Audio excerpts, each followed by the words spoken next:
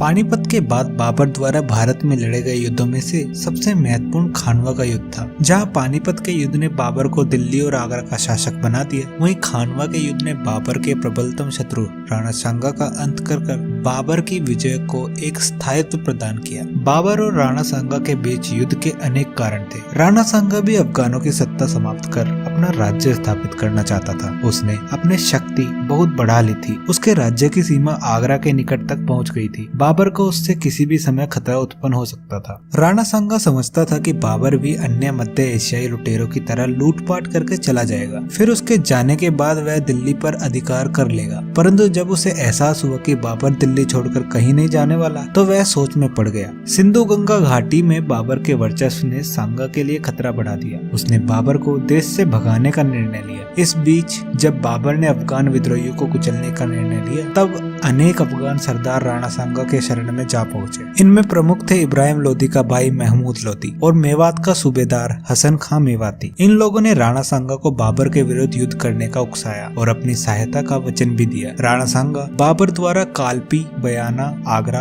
और धौलपुर पर अधिकार किए जाने से गुस्से में था, क्योंकि वह इन क्षेत्रों को अपने साम्राज्य के अंदर मानता था। राणा सांगा ने बाबर पर आक्रमण करने के पहले ही अपनी स्थिति सुदृढ़ कर ली थी। उसकी सहायता के लिए हसन खां मेवाती, महमूद लोदी और अनेक राजपूत सरदार अपनी अपनी सेना के साथ एकत्रित हो गए। वह हौसले के साथ एक विशाल सेना के साथ बयान और आगरा पर अधिकार करने के लिए बढ़ा। बयान के शासक ने बाबर से सहायता मांगी। बाबर ने ख्वाजा मेहंदी को मदद के रूप में भेजा, पर राणा सांगा ने उसे परास्त कर बयाना पर अधिकार कर लिया। सीकरी के पास भी आरंभिक मुठभेड़ में मुगल सेना को पराजय का मुंह देखना पड़ा। लगातार मिल रही पराजय से मुगल सैनिक आतंकित हो गए। उनका मनोबल गिर गया। अपनी सेना का मनोबल गिरते देखकर बाबर ने धैर्य से काम लिया। उसने जिहाद की घोषणा की। उसने शराब न पीने की कसम खाई। उसने मुसलमानों पर से तमगा यानी एक प्रकार का सीमा कर भी उठा लिया और अपनी सेना को कई तरह के प्रलोभन दिए। उसने अपने अपने सैनिकों से निष्ठा पूर्वक युद्ध करने और प्रतिष्ठा की सुरक्षा करने का वचन लिया। फलस्वरूप बाबर के सैनिकों में उत्साह का संचार हुआ।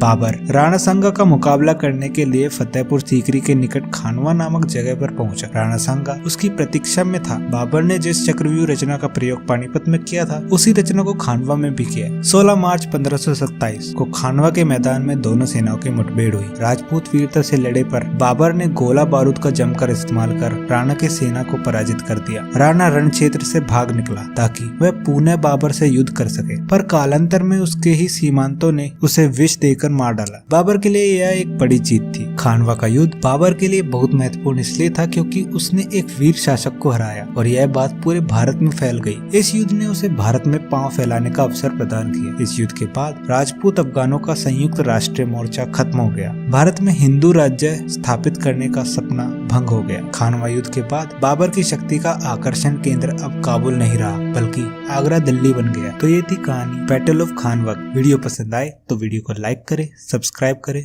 और कमेंट जरूर करें।